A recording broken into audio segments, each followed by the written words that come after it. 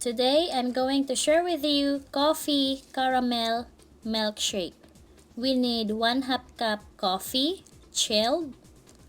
Add 1/4 cup caramel sauce.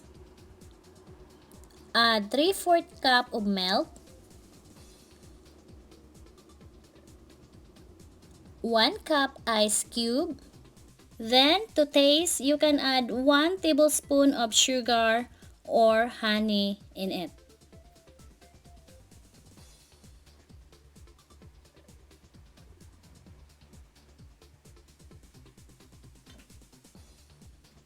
Now, here is our coffee caramel milkshake.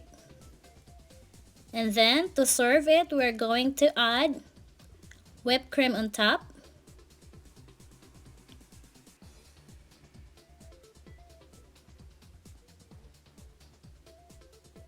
And caramel syrup.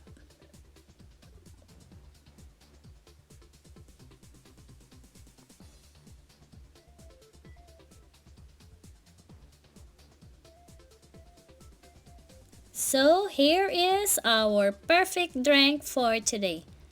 Thank you so much guys for watching. Please subscribe and hit that bell so that you will be notified for any new video that I am going to upload. Thank you!